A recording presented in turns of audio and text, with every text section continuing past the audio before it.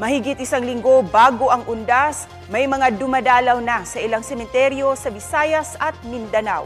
Dito sa Cebu City, 24/7 nang bukas ang mga sementeryo.